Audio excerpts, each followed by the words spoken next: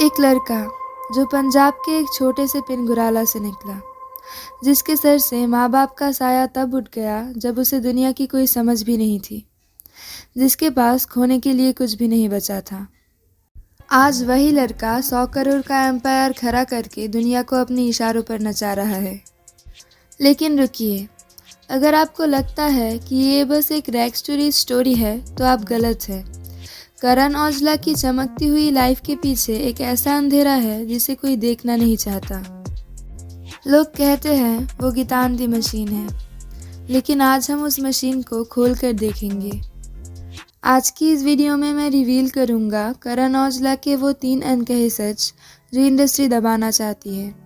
पहला सच, कैसे इंडस्ट्री के बड़े सिंगर्स ने शुरुआत में औजला को यूज़ किया, उसके लिखे गाने गाए पर उसे क्रेडिट और पैसे दोनों से महरूम रखा।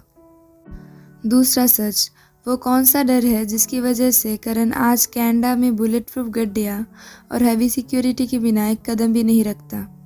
तीसरा सच, सब कुछ पाने के बाद भी करण आज भी इंसोम्निया और गहरे अकेलेपन से क्यों गुजर रहा है। ये कहानी सिर्फ करण औजला की नहीं है, ये कहानी है बदले की। तैयार हो जाइए क्योंकि आज की इस वीडियो में आपका नज़रिया बदलने वाला है। Let's decode the Karan Aujla paradox. कहानी शुरू होती है पंजाब के लुधियाना जिले के एक छोटे से पिनगुराला से। करण का बचपन वैसे ही शुरू हुआ जैसे किसी आम पंजाबी लड़के का होता है, लेकिन किस्मत ने करण के लिए कुछ और ही स्क्रिप्ट लिखी थी। साल था 2006। करण की उम्र थी सिर्फ 9 साल। एक ऐसी उम्र जब बच्चे को सिर्फ खिलौनों की चिंता होती है। वहाँ करण के सर से पिता का साया उठ गया। रिपोर्ट्स और गांव के लोग बताते हैं कि हालात कुछ ऐसे बन गए थे कि उनके पिता ने सुसाइड कर लिया था। एक छोटे बच्चे के लिए उनके पिता को खोना ये किसी ट्रॉमा से कम नहीं था। लेकिन मुसीबतें अकेली नहीं आती। अभी करण इस सदमे से बाहर आ भी नहीं पाया था कि 2011 में जब वो थोड़ा बड़ा हो रहा था, उसकी माँ भी दुनिया को छोड़कर चली गई। सोचिए, उस वक्त को एक 13-14 साल का लड़का भरे पूरे घर में एकदम अकेला। करण ने अपनी कई इंटरव्यूज़ में कहा है कि वो स्कूल से आता था और घर में कोई पानी पूछने वाला भी नहीं होता था। वो दीवारों से बातें करता था। और यही से इस अकेलेपन से जन्म हुआ द राइटर का। करण ने रोना बंद कर दिया और लिखना शुरू कर दिया। शुरुआत में वो गाने नहीं लिखता था, वो बस अपनी जज्बात, अपनी शिकायतें, अपनी माँ बाप के लिए कागज़ पर उतारता था। वो जो पेन आज आप उसके गाने में सुनते हैं, वो कोई स्टूडियो में बनाई हुई फीलिंग नहीं, वो उस अकेलेपन की चीख है जो आज भी उसके अंदर है। पंजाब में जब कुछ नहीं बचा तो बाकी पंजाबी नौजवानों की तरह करण ने भी कनाडा की तरफ रुख किया। सपना था नई जिंदगी का, लेकिन हकीकत कुछ और ही थी। उसने कंस्ट्रक्शन साइट्स पर काम किया, हैवी लिफ्टिंग की। वो लड़का जो आज वर्साचे और गुच्ची पहनता है, उस वक्त सस्ती हुडी में कनाडा की सर्दी काट रहा था। यहाँ पर आता है करण की लाइफ की सबसे controversial phrase, the ghost writing era. Karan की मुलाकात हुई दीप झंडू और बाकी लोकल आर्टिस्ट से। करण के पास शब्द थे, उसने इंडस्ट्री के बड़े बड़े सिंगर्स के लिए गाने लिखने शुरू किए। दोस्तों, ये वो पहला अनकहा सच है जो इंडस्ट्री दबाना चाहती है। करण स्टूडियो के कोने में बैठकर लिरिक्स लिखता था।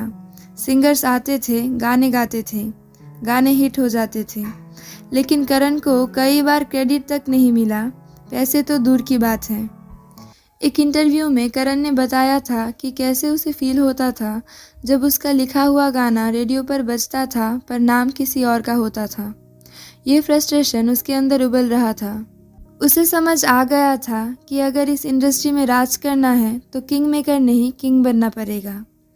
और फिर डिसीजन लिया गया कि अब कलम भी मेरी होगी और आवाज़ भी मेरी। 2017 से 2018 का वक्त पंजाबी म्यूज़िक इंडस्ट्री में एक तूफान आने वाला था। एक तरफ था सिद्धू मूसेवाला और दूसरी तरफ था करण औजला। इन दोनों की रिवालरी ने ऑडियंस को दोनों हिस्सों में बांट दिया। लेकिन दोस्तों, करण जानता था कि अगर वो शांत बैठा रहा तो दुनिया उसे खा जाएगी। उसने अपनी डर को अपनी ताकत बनाया। उसने दिखाया कि वो सिर्फ लिखता नहीं, वो वार करता है। डोंट वरी, हिंट, चिट्टा कुर्ता, हर गाना एक जवाब था। लेकिन इस फेम की एक बड़ी कीमत चुकानी पड़ी। यहाँ आता है हमारा दूसरा अनकहा सच। कनाडा में गैंगस्टर कल्चर और म्यूज़िक इंडस्ट्री का मिक्स होना शुरू हो गया। करण पर अटैक्स की खबरें आए, धमकियाँ मिली। वो लड़का जो कनाडा सेफ लाइफ के लिए गया था, वो अब बुलेट प्रूफ गड्डियों और सिक्योरिटी गार्ड्स के घेरे में रहने लगा। सोचिए, जब आप दुनिया के लिए स्टार हो लेकिन अपने ही घर से निकलने से पहले 10 बार सोचना पड़े क्या वो सच में आज़ादी है या एक सोने का पिंजरा। वक्त बदला और करण भी बदला। पिछले कुछ सालों में हमने एक नया करण औजला को देखा है। एल्बम, मेकिंग मेमोरीज और स्ट्रीट ड्रीम्स ने उसे ग्लोबल आर्टिस्ट बना दिया है। वो आज 20 मिनट में एक गाना लिख लेता है, क्योंकि वो सोचकर नहीं लिखता, वो फील करके लिखता है। उसकी वोकैबुलरी किताबों से नहीं, जिंदगी की ठोकरों से आई है। लेकिन तीसरा अनकहा सच ये है कि इतना पैसा और शोहरत होने के बावजूद करण इंसोम्निया का शिकार है। करण ने खुद एडमिट किया है कि वो कई रातों तक सो नहीं पाया।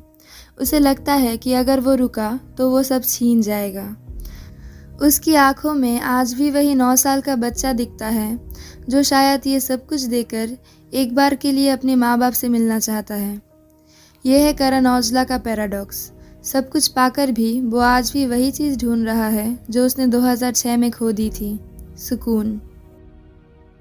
तो दोस्तों, करण औजला की कहानी हमें ये सिखाती है कि life is not about waiting for the storm to pass, it's about learning to dance in the rain.